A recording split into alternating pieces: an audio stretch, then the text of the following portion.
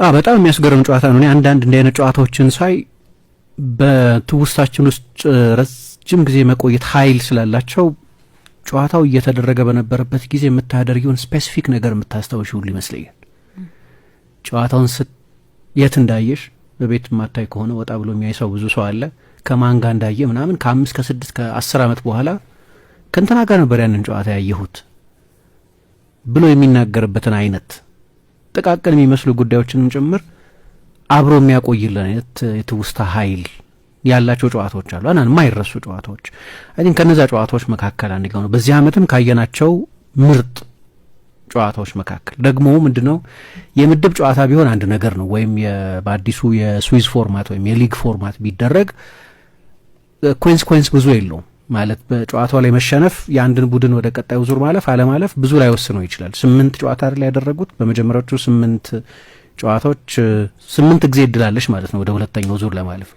በጣም አስቸጋሪ የቻምፒየንስ ሊግ የመጀመሪያ ምዕራፍ ጉዞ ካደረጉ በኋላ እኮ ነው ሪያል ማድሪድ፣ ፔዤ፣ ማንቸስተር ሲቲ አይነት ቡድኖች ማለፍ የቻሉት ከዚያ በኋላ አይደለም። ስለዚህ ብዙ እድል ነበር ማለት ነው።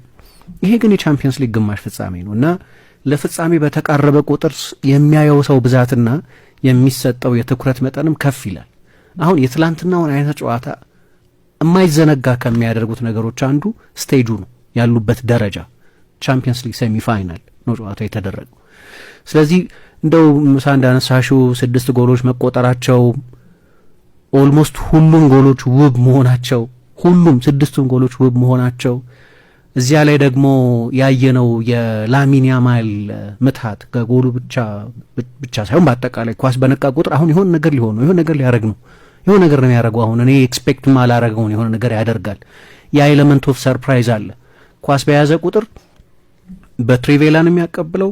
2-3 ተጫዋቾችን ልክ ፌዴሪኮ ዲማርኮን በመቀመጫው አስቀምጦ በትልቅ ደረጃ የሚጫወትን ተጫዋች ልክ ፓርክ ውስጥ ወክ እንደሚያደርግ አቅልሎ ያንን ሁሉ ነገር ሲያደርግ ስታይ አንፕሪዲክታቢሊቲ መገመት አትችልም። ወደ ውስጥ ነው የሚገባው፣ ስፒን ነው የሚያደርገው፣ ወደ ጎል ነው የሚመታው፣ ክሮስ ነው የሚያደርገው፣ ሩሌት ነው የሚያደርገው፣ በኋላ ደግሞ እንዳያደረገው የትኛውን ነው የሚያደርገው። ያ ኤሌመንት ኦፍ ሰርፕራይዝ ሁል ጊዜ አለ። ላሚን ያማል አይነት ተጫዋቾች ለእግር ኳስ ገጸ በረከት የሚሆኑ ስጦታ የሚሆኑት በዚህ ምክንያት ነው። ሁሌም ያንን ሮቦቲክ የሆነው ብዙ ነገር የሚተነበይ የሆነው በጣም ግትር የሲስተም ተጫዋቾች በበዙበት በዚህ ዘመን ለዚህኛው ዘመን ምናልባት እንደምንመኝለት ከጉዳት ነጻ ከሆነ ትክክለኛ አቲቲዩድ ካለው እግር ኳስ ለ10 ለ15 ዓመት አዲስ ንጉስ አላት። አሁን ሜሲ ባይኖር አሁን ያንን ቦታ መሙላት የሚችል